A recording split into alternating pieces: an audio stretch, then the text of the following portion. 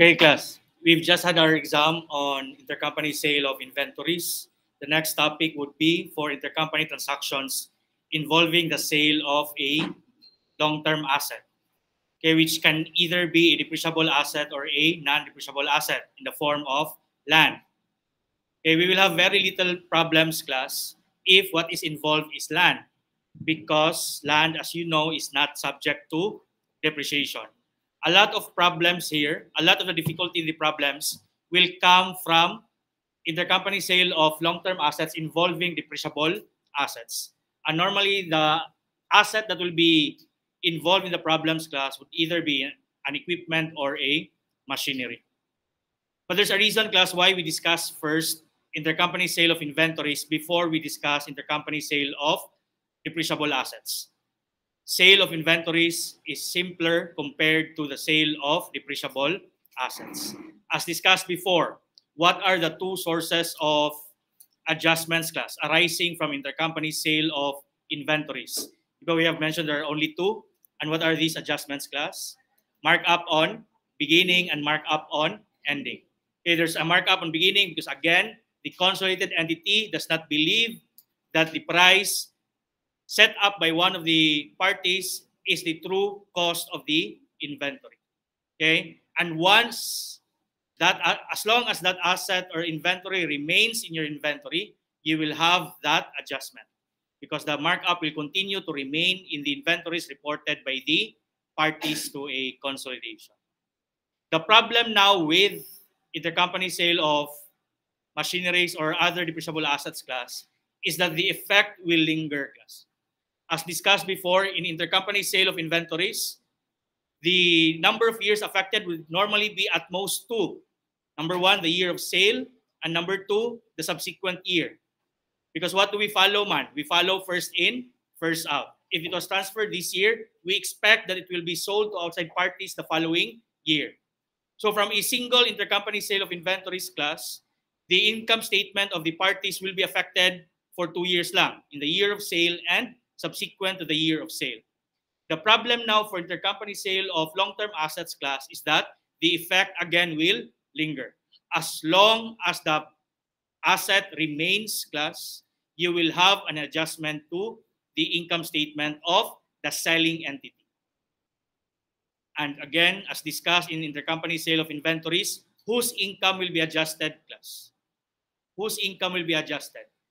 The seller or the buyer, class? Seller. So whoever is selling the inventory, its income will be adjusted to reflect the amounts that are correct in the eyes of the consolidated entity. The same is true for intercompany sale of depreciable assets, whose income will need adjustment, class. It will be that of the seller.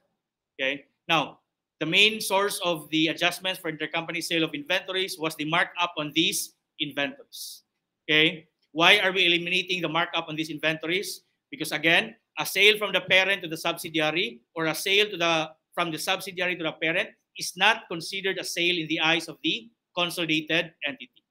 In the eyes of the consolidated entity, it is just a transfer from one part of the consolidated entity to another part of the consolidated entity. And again, that concept will still be applicable for intercompany sale of depreciable assets.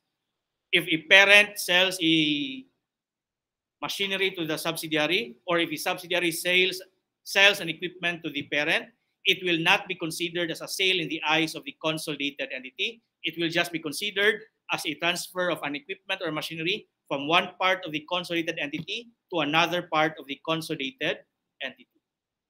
And that is basically the source of the difference, class, between the amounts reported by the parent and the subsidiary and the amounts to be reported by the consolidated entity, class. Going back to your intermediate accounting, if an entity sells a merchandise at a price higher than its book value, class, what will be recognized by the selling entity? In the books, the equipment is 100,000. It was sold for 120,000. What will be recognized in the books of the seller, class? The seller will recognize a gain of 20,000. In your books, it is only recorded at 100 and you are selling it for 120. So the selling entity will record a gain of 20,000. And as you should know, the 20,000 gain will be part of your income statement. Okay? But again, parent sells equipment to subsidiary. Book value in the records of parent is 100. Selling price to the subsidiary, 120. What will the parent do? The parent will record a gain of 20,000. Now here comes the consolidated entity. The consolidated entity wants to determine how much is the consolidated income. Normally, if there is no intercompany transaction, what will we do? Add the income of the parent from its own operations with the income of the subsidiary. But in this case, class, the consolidated entity cannot rely on the income reported by the parent. Why? The income reported by the parent includes the gain of 20,000. Now we ask ourselves, in the eyes of the consolidated entity, does this 20,000 gain exist? The answer is no, because in the eyes of the consolidated entity, there is actually no sale. Hence, there should be no gain on sale. How does the consolidated entity look at that transaction, man? Is it a sale from the parent to the subsidiary? No. In the eyes of the consolidated entity, what happened? It's just a transfer from one part of the consolidated entity to another part of the consolidated entity. And for such kind of transfers, will there be a gain, class? The answer is no.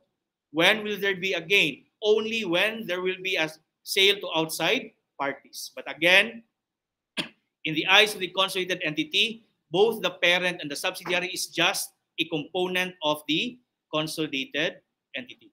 And that will be the first source of adjustment here, class. So please take note. For intercompany sale of depreciable assets, the first source of adjustment would be to eliminate any gain or loss on sale recorded by the selling entity. And I hope it makes sense to you why. It is recorded by the selling entity, but that gain or loss does not exist in the eyes of the consolidated entity. Okay? So, again, our simple formula to compute for consolidated income is just combine the two. Income of the parent from its own operations and the income of the subsidiary. But again, if there are intercompany transactions, we cannot just rely on that simple formula. We will have to make adjustments. And again, as a rule, what was our rule? Whose income will need to be adjusted? It would be the income of the seller.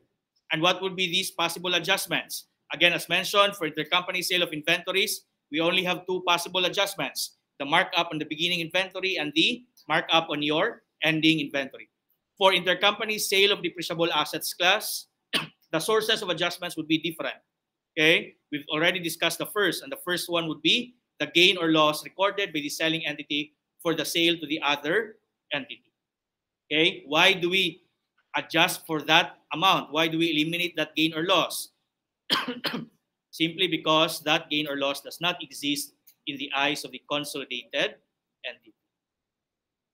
Is that clear, class? Now, when will that adjustment happen? When will you account for that adjustment? Only in the year of sale. Because when will the gain or loss be recorded? It will be recorded by the selling entity on the year of sale. So that alone, class, should not be difficult for us. Okay? It's nothing more complicated than what we have already discussed. Just accounting for the elimination of the gain or loss recorded by the selling entity should not confuse us at this point. But the issue now is moving forward. What would be the adjustments arising from the transaction? The transaction happened in year one. The intercompany sale happened in year one. Will there be adjustments on year 2, 3, 4, and onwards, class? The answer is yes. And what would be the cause, class? What would be the reason for the adjustment? The source of the adjustment, class, would be again the difference in the amount of depreciation expense. We have already discussed this before, but not as an intercompany transaction.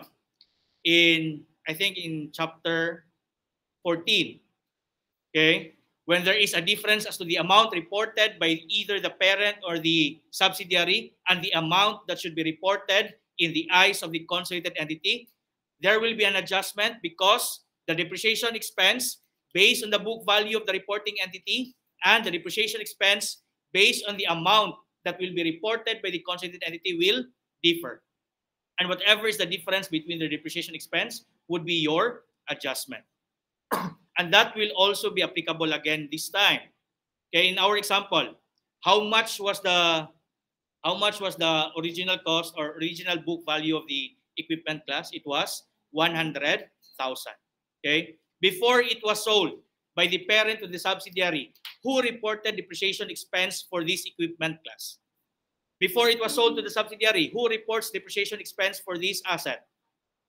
It would be the parent, because it was still in the hands of the parent.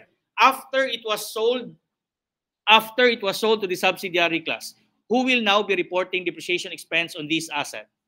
It will now be the subsidiary. Now, before, in the hands of the parent, assuming 10 years ang useful life, in the hands of the parent, how much would have been the remaining depreciation per year? Again, how much was the value in the hands of the parent class? 100. Assuming a remaining life of 10 years, how much would have been the annual depreciation for the remaining 10 years class? 10,000. And how did we get 10,000? That is simply 100,000 divided by 10. Now, in the hands of the subsidiary, at what amount is that asset now reported? It is now reported at 120, because that is the acquisition cost on the part of the subsidiary. Okay, again, our example was book value was 100, purchased by the subsidiary for 120. So if you look at the separate books of the subsidiary, at what amount will that equipment be recorded? It will not be the 100,000, but it will be 120. In the books of the subsidiary, the entry would simply be debit, equipment, and credit, cash for 120,000. And obviously, in the books of the subsidiary, it will be depreciated based on the price of 120,000. So, on the subsequent year, who will now be reporting depreciation expense of that asset? It will now be the subsidiary. At what amount will the subsidiary report depreciation expense for this asset? It would be 12,000 every year. But we always look at the transaction from the perspective of the consolidated entity, because that is our focus, the preparation of the consolidated financial statements. If we ask the consolidated entity, how much is the value of this asset? It will remain at 100,000 plus. So if you will ask the consolidated entity again, how much would be the depreciation expense on this equipment? The consolidated entity will say it is still at 10,000 plus. So again, even in reality, what happened was it was transferred by the parent to the subsidiary for 120,000. In the eyes of the consolidated entity, it only remained at 100,000. Then you will ask the question, sir, wouldn't the consolidated entity just increase the value of the equipment? Because if the subsidiary was willing to pay 120,000 for it, doesn't it mean that the value of the equipment is 120,000? Sure, that may be correct. But what does the standard say, class? Are you going to recognize increases in the fair value of an asset class? The answer is no. You do not recognize unrealized increases in the fair value. What model is used to measure your property, plant, and equipment class? What does PAS 16 say? Items of property, plant, and equipment are to be measured initially and subsequently using the cost model class. So even if its fair value will increase, its value in the books should remain at its cost class. So that is why even if its market value will increase, in the eyes of the consolidated entity, it will remain at its cost. So going back to our example, the equipment will continue to be recognized at 100,000. It will be depreciated at 100,000. Okay, so how much again is the depreciation expense in the eyes of the consolidated entity? It should only be 10,000. But what will the consolidated entity use to prepare its consolidated income statement? It will rely on the income statement of the parent and the income statement of the subsidiary. The consolidated entity looks at the income statement of the parent. Is there depreciation expense on that income statement in relation to this asset? The answer is no, because again, where is the depreciation expense now? It is now on the separate FS of the subsidiary. So the consolidated entity will move on. After looking at the income statement of the parent, it will now look at the income statement of the subsidiary. Will there now be depreciation expense on the income statement of the subsidiary in relation to this equipment? Yes, but the problem now is the amount of depreciation expense there is how much? 12,000. Okay, but is that the correct amount in the eyes of the consolidated entity? No. How much is the correct amount? It would be 10,000. So, in the eyes of the consolidated entity, what's the status of the depreciation expense? Is it understated or overstated? Overstated, because how much was reported by the subsidiary? 12. But how much is the correct amount in the eyes of the consolidated entity? Only 10. Do you follow? So there is an overstatement in the depreciation expense in the amount of 2,000. Okay, and that will be the adjustment class. Since the effect class is overstatement in the depreciation expense, how do you correct that misstatement? Do you increase or decrease your expense? Decrease it by 2,000. Okay? If expenses are overstated by 2,000, what is the effect on net income? Net income must be understated. And how do you correct an understatement in your net income? Do you increase or decrease the net income? Increase. To correct an understatement, you will have to add back the 2,000. So that will now be your second source of adjustment class. What was the first source of adjustment? The gain or loss recorded by the selling entity. What now will be the second source of adjustment class? It will now be for the difference in the depreciation expense reported by the entities compared with the depreciation expense that should be reported from the perspective of the consolidated entity. Okay, and that is the logic behind the second source of adjustment class. You compare the depreciation expense reported by the entities and compare it with the amount that should be reported by the consolidated entity. Now, some of you would not want that analysis class. Okay? It tends to be long or it tends to be more difficult. And especially, your textbook already gives you the shortcut class. And what does your textbook tell you? Tells you about the adjustment. All you have to do is to amortize the gain or loss. How much was the gain or loss we have computed, class? From the sale, it was 20,000. And for how many years will you be using the asset class?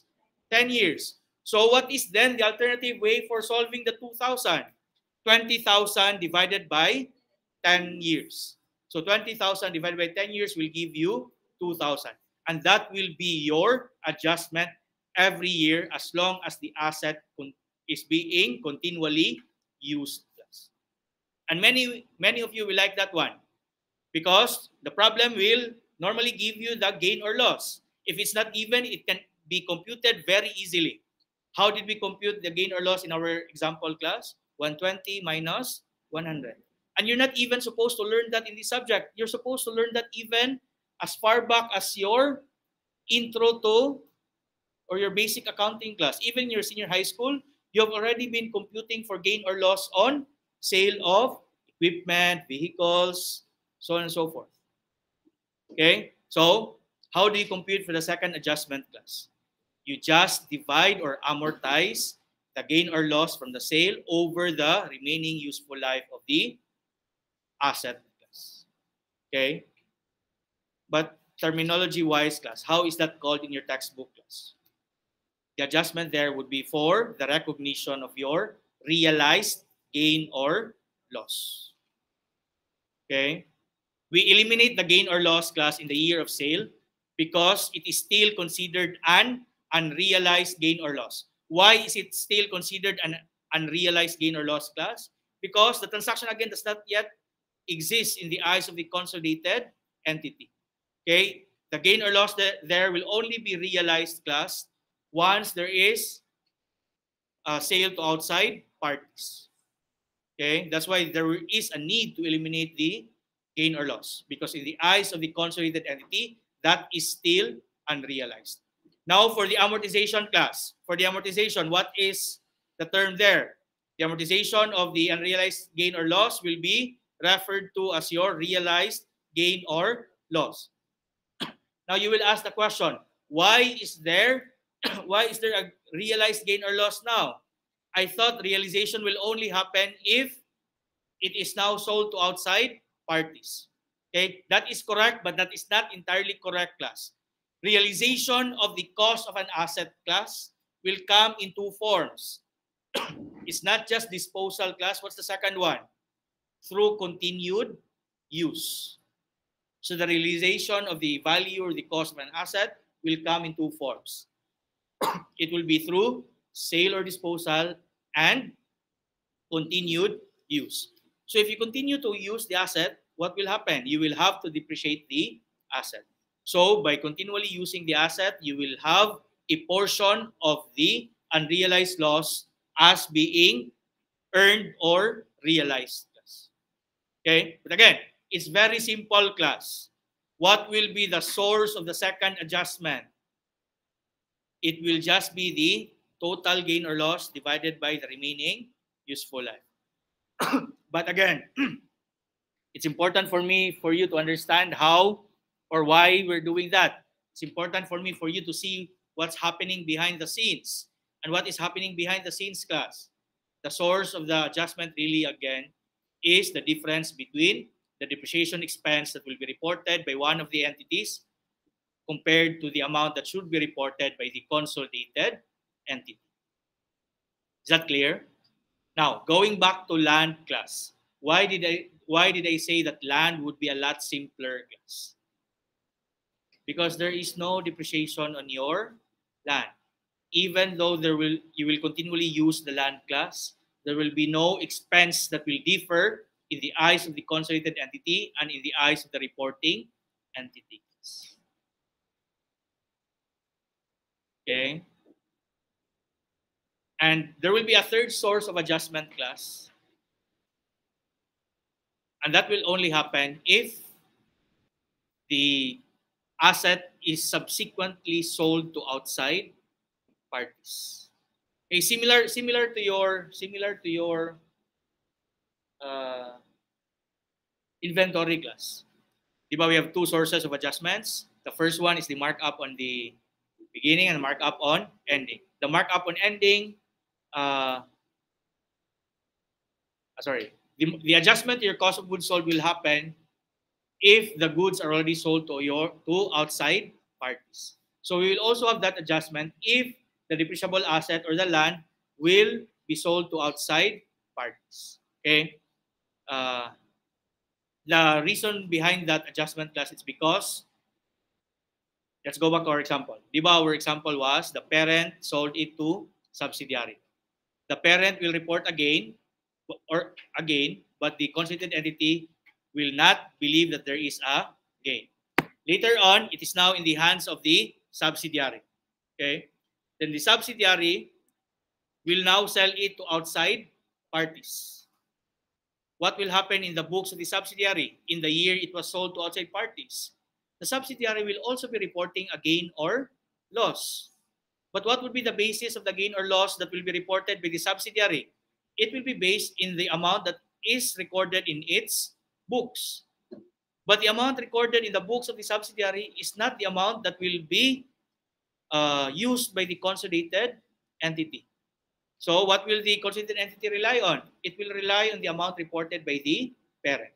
So in computing for the gain or loss, on the part of the consolidated entity, the basis now would be the amount that was recorded in the books of the parent. So again, our example, books of the parent, 100. Books of the subsidiary, 120. Okay, assuming everything happened in the same day. Sold with the parent to the subsidiary for 120. Sold with the subsidiary to an outside party for 150. Okay, how much was the gain on sale on the part of the parent? 20,000. Okay, but does the consolidated entity believe that there is a gain from this transaction? No. Okay. Next, subsidiary sells it to outside party. How much was the selling price, class? 150. How much was the value of the asset in the hands of the subsidiary? 120. So how much would be reported as a gain on sale on the part of the subsidiary? Only 30. The difference between 150 and 120. Now, why is there no gain or loss, a gain of 20 class from the parent? Because there is no sale in the eyes of the consolidated entity. Now, what happened subsequently? It was sold by the subsidiary to an outside party at a gain of 30.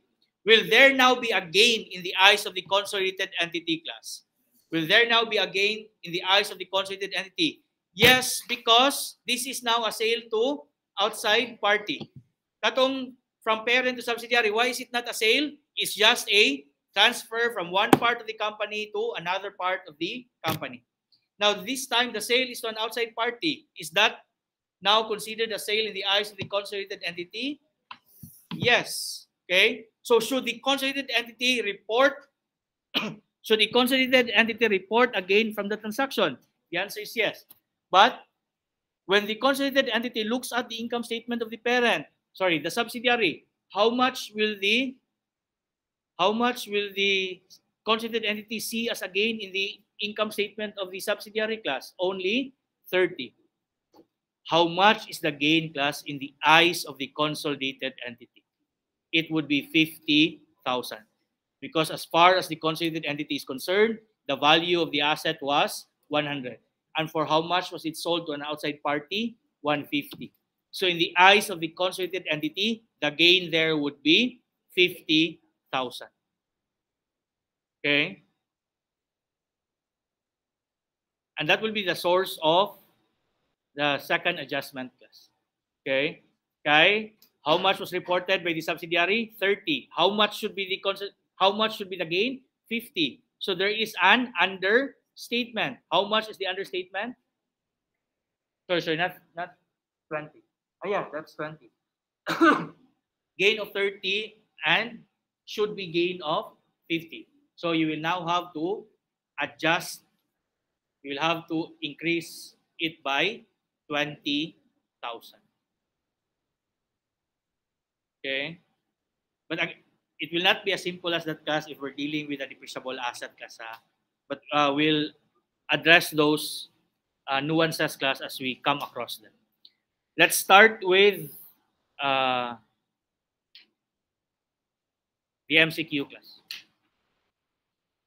I will not have receipts first since this is just the introduction class.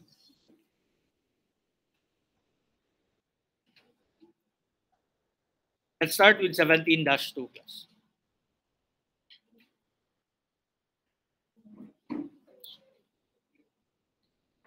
So the question here is, for 2017, Sol, the subsidiary, reported income of 100,000. What is the share of the NCI in the income of the subsidiary? So basically, all you have to do is to get the adjusted income of the subsidiary and multiply it with the share of the NCI. Okay, how much income was reported by the subsidiary class? 100. But the problem is the consolidated entity does not believe that it is really 100,000. We will have to check if there are needed adjustments. What happened during the year? On December 31, 2017, Sol sold the computer to Pro for 90,000. Okay, the selling price is 90. Sol acquired the computer at the cost of 60. Pro will use 10-year life and no salvage value. So, how much was the value of the asset in the hands of the subsidiary class? 60. For how much was it sold class? 90. So there is a gain of 30. Who reports this gain? Only the subsidiary. Since we know that the subsidiary reported a gain of 30, what does that mean? That the 100,000 class already included the gain of 30. Okay, but again, does the consolidated entity believe that that gain of 30,000 exists? No. But the problem is it was already included in the 100. What should we do then? Deduct it from the 100,000. Because the 100,000 includes an amount that should not be included in the eyes of the consolidated entity. So how much then is the adjusted income of the subsidiary, it should be 70. And it is this 70,000 class that would be considered as the adjusted income of the subsidiary class. Okay? But why is 70,000 not among the choices? Because we are not asked for the adjusted income of the subsidiary. We are asked for the share of the NCI. And how much is the non-controlling interest class? And how much is 30% of 70,000? The answer is 21,000. Now, why is our discussion on depreciation not relevant in this problem class? Okay? Is the depreciation not involved yet here? The answer is no, because when did the transaction happen, class? It was at the end of the year. Okay? So that means no depreciation expense was reported yet in the books of the parent. All the depreciation expense was reported by the subsidiary at an amount that is agreeable to the consolidated entity. Okay? Okay, whose amount will not be agreeable to the consolidated entity class? Only the amount reported by the buyer, in this case, the parent class. Let's proceed to problem 17-3, but make an adjustment, class. There is an error in the problem. Second to the last sentence. The land sold intercompany in year, it should be 2016 for the problem to make sense. It should not be 2014. Okay, change 2014 to 2016. Because again, what was the first adjustment that we talked of, class? What was the first adjustment? The adjustment to eliminate the gain or loss. And when does this adjustment happen? When will this adjustment happen? In the year of sale. So if the year of sale is 2014, then it would not have been relevant anymore in 2016. So to make sense of the problem, the 2014 should be changed to 2016. I think the author just failed to edit this one, class. In the previous edition, it was 2014. Okay, below are the relevant data for prime and second companies for years 2016 and 2017. The journal entry to record the land is, okay, this one. How much was the gain, class? 30. And then we're given with their income, class. Who was the seller here?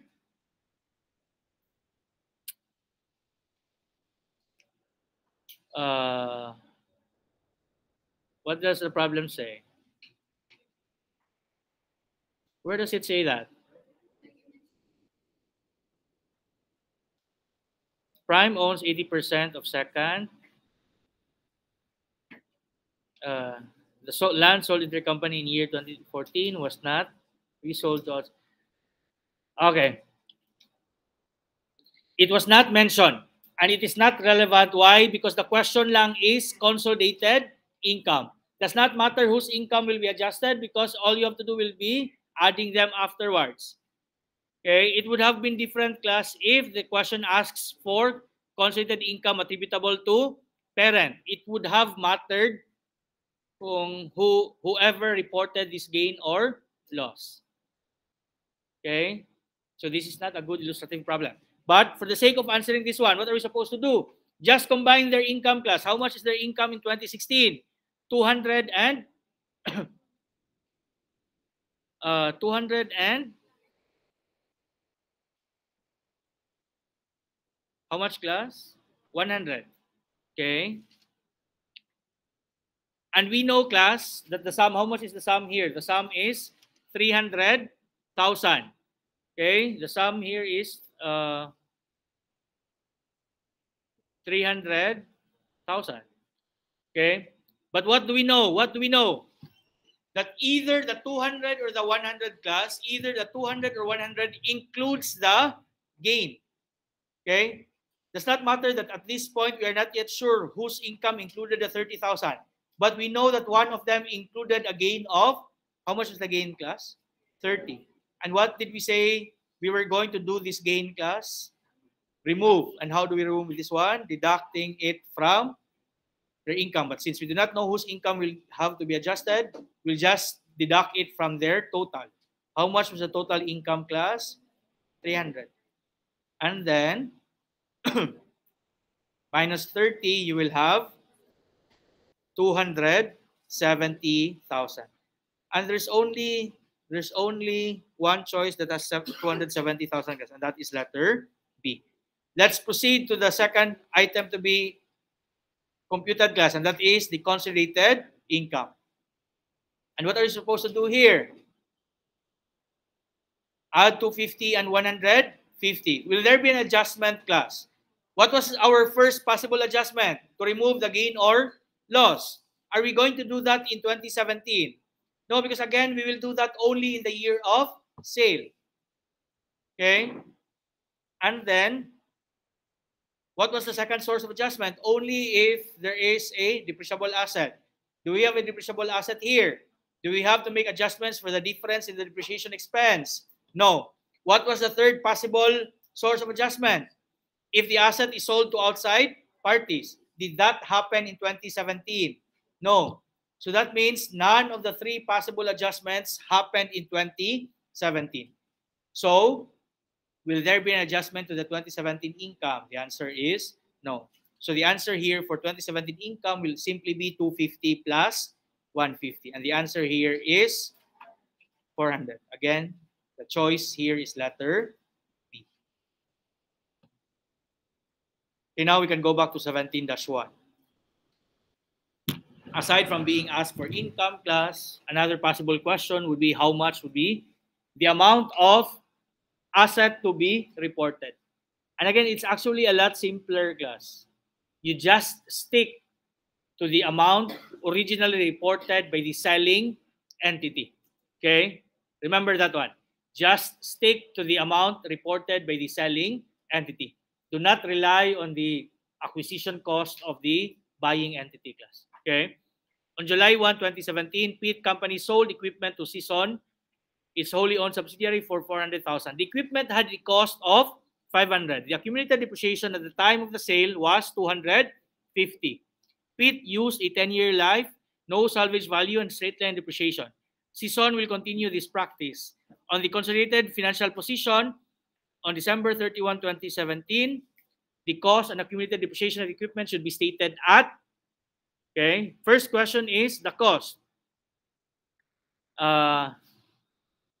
So meaning the cost that will be reported before accumulated depreciation class. Okay. What did we say? Just stick to the amount reported by the selling entity. Who is the selling entity here? Pitt. And how much was the cost of the equipment in the hands of in the books of the seller, class? It was 500. How much was it sold for, class? 250. Should you restate it to 250? The answer is no. Just stick to the 500. Okay, and again, we only have one choice that has 500,000 in the choices. Okay. Okay, but again, I hope you understand why. It should be 500. Do not restate the asset to the acquisition cost of the buying entity. Stick to the amount recorded by the selling entity. The question now is depreciation. How much was the accumulated depreciation, class? At the time of sale, how much? Class, the selling price was not 250. Class, the selling price was 400. Okay, it was sold by Pitt to Season for 400. So the acquisition cost of the subsidiary here is 400. But even though we got it wrong, it does not matter because again, what was our rule? Stick to the cost of the selling entity. Okay? The 250,000 is not the acquisition cost, class. It is the accumulated depreciation. So if the original cost is 500 and the accumulated depreciation is 250, how much then is the net book value? Also 250. 500 minus 250. So the question now is, how much would be the accumulated depreciation? What is our rule? Stick to the amount reported by the selling entity. How much was the amount reported by the selling entity? 250. But why is that not in the choices? The 250 was as of when? January 1. And what is being asked here? December 31. Do you expect the accumulated depreciation to remain at 250 from January 1 to December? No, the answer is no. It will increase by the amount of additional depreciation. How much was the additional depreciation this year? How much was the original cost? 500. How much was the useful life? 10 years. So annual depreciation is 50. So after one whole year, you will have additional depreciation of 50. So your accumulated depreciation by the end of 2017 will not be 250, but it will be 300,000. That's why the answer is letter A. Class, if the problem is presented this way, it would be very easy, class. But this is not how the problems will present it, class. Okay? What will the problem normally give you? You will be given with the balance sheet of the subsidiary. And what will you see in the balance sheet of the subsidiary? The carrying amount based on the price of the subsidiary. What do I mean? Let's compute, class. How much was the acquisition price of the subsidiary? 400,000. And what did the problem say? The subsidiary will continue this practice. What practice are we talking about here? The practice of depreciating it using the straight line method and for a period of 10 years. At the time of purchase of the subsidiary, how much is the remaining useful life? 5 years. How did I know that the remaining useful life is 5 years, class? Because the accumulated depreciation was 250 and the annual depreciation is 50. That means it was depreciated already for 5 years. And if its useful life is 10, that means the remaining life would be 5.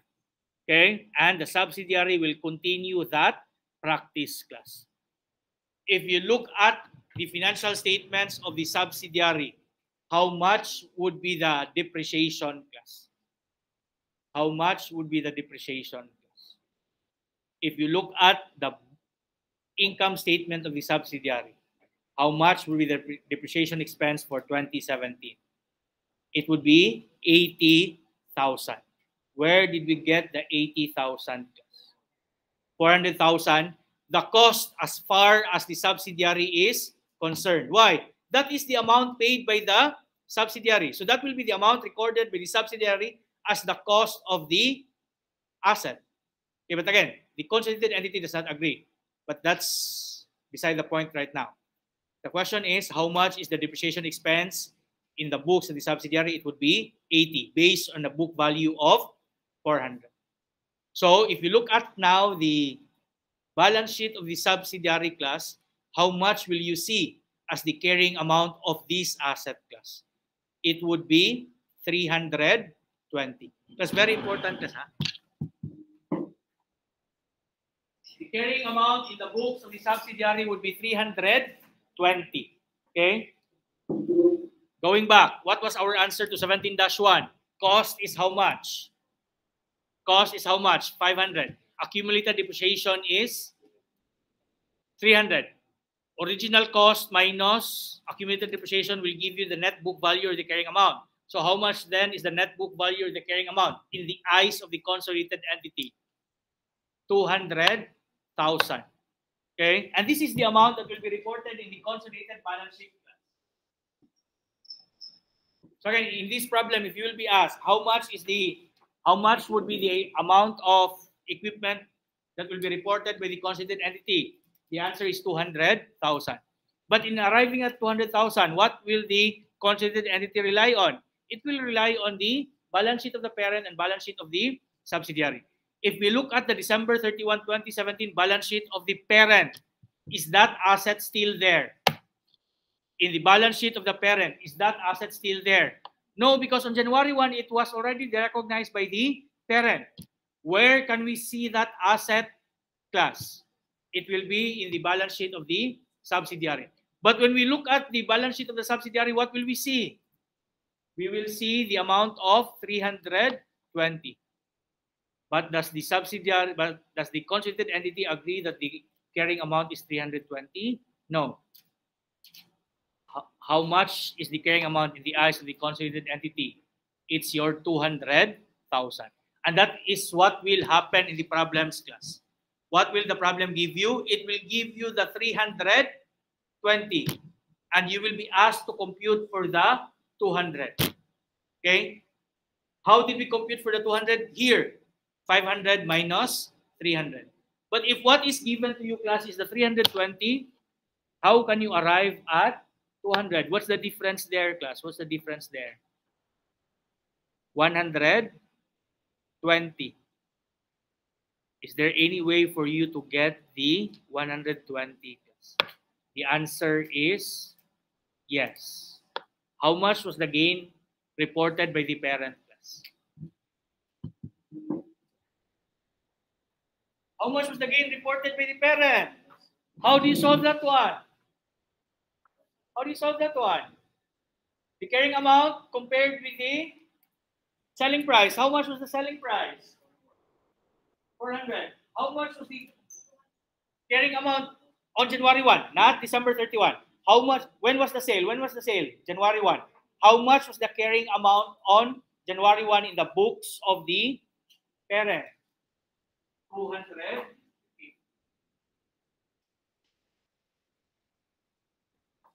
So that means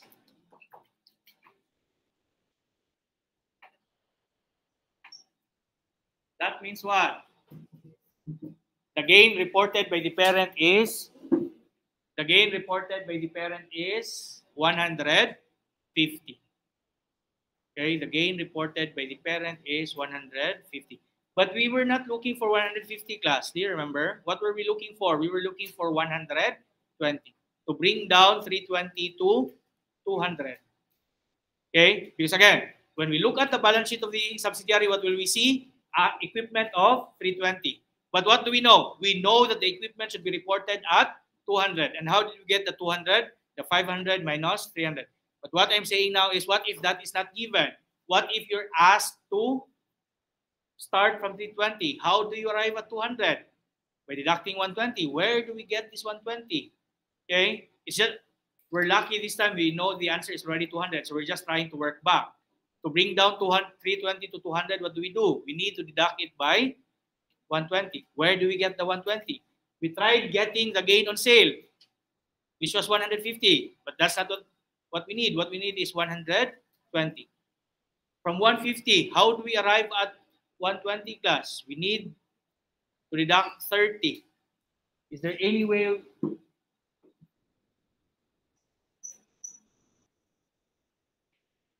Is there any way for you to find the 30,000 in this problem, class?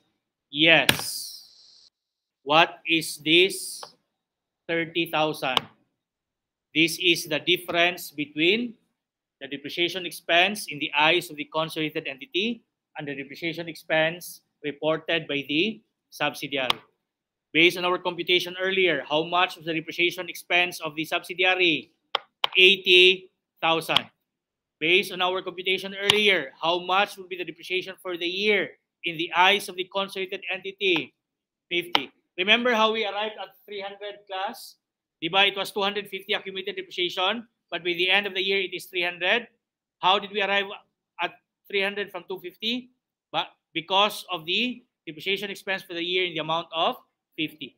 That is the depreciation expense in the eyes of the consolidated entity based on the cost of 500. But how much was reported by the subsidiary? Sorry. Depreciation expense reported by the subsidiary. 80,000 based on the cost of 400. So the difference between 80 and 50 is your 30.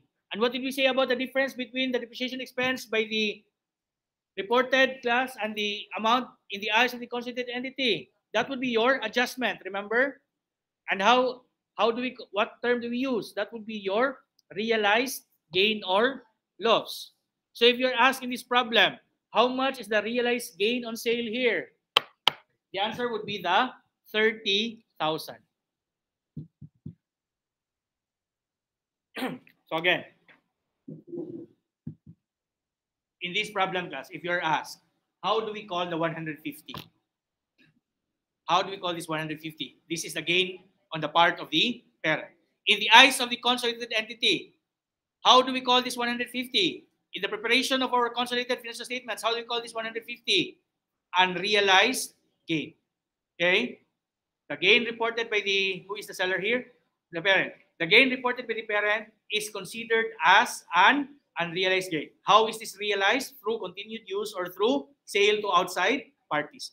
But at the time of sale, this is still considered unrealized. Now the 30, how do we call this 30 class? This is now your realized. Meaning, if at the start you have unrealized gain of 150, and after 1 year, what happened? We were able to realize 30 class. How much is 150 minus 30?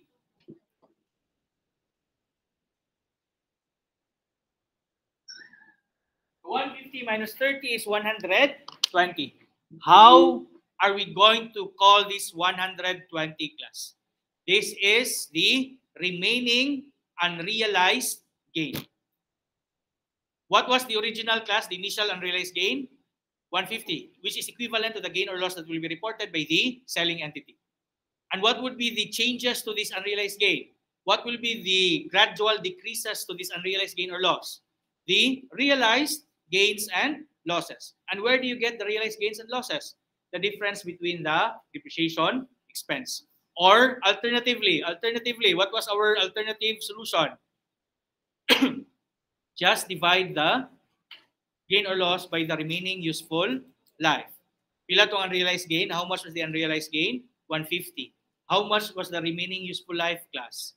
5 years. 150 divided by 5 will give you 30. So every year you will have realized gain of 30.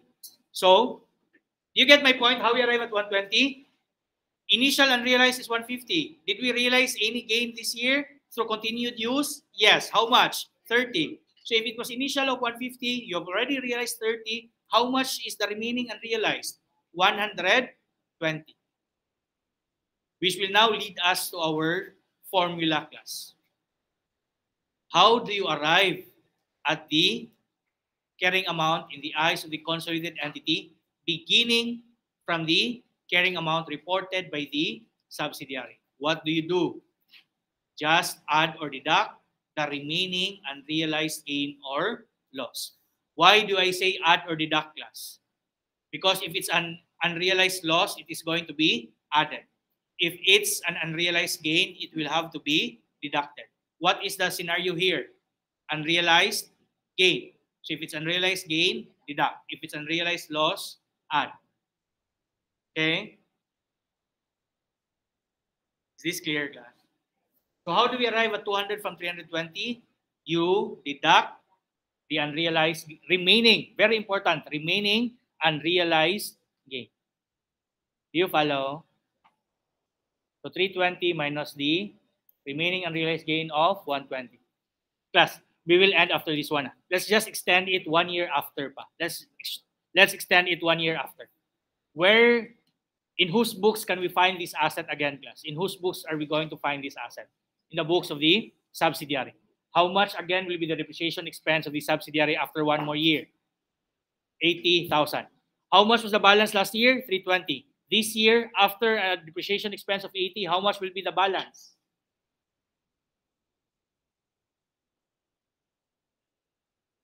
240. But again, the consolidated entity does not agree with that. What is the carrying amount in the eyes of the consolidated entity? How much was it last year, class? 200. And how much is the depreciation in the eyes of the consolidated entity? How much is the annual depreciation in the eyes of the consolidated entity? 50. So how much now would be the net carrying amount? From 200, it will now be 150. So this is the amount that should be reported by the consolidated entity. The amount that should be reported by the consolidated entity is the 150. But what can we see in the balance sheet of the subsidiary? 240. So what then are we going to do? Adjust the 240 to 150. How do you arrive at 150 from 240? Deduct it from 90. Okay, but again, what if you did not know 150, class? What if you did not know 150? How are you going to compute for the 90? What was our rule in computing for the carrying amount in the eyes of the consolidated entity? Amount reported by the subsidiary or the buying entity minus what was supposed to be deducted? The remaining unrealized gain. How much is the remaining unrealized gain now? How much was it last year? 120. How much have we realized again this year? 30, because of the difference between the 80 and the 50. So 120 minus 30, the remaining unrealized gain is 90. So 240 minus 90 will give you your 150. Because that's very important. Okay, the difficult problems will present it like that. Here, this is an easy problem. You are given with the original cost as recorded by the selling entity. Okay, but sometimes what will happen is the problem will just give you the carrying amount in the books of the buying entity. If the amount given is the amount from the buying entity's books, you will have to deduct it by the remaining unrealized gain or loss. Deduct remaining gain, add remaining unrealized loss. Okay, hopefully we'll be able to practice with more problems next time. We'll end here, class.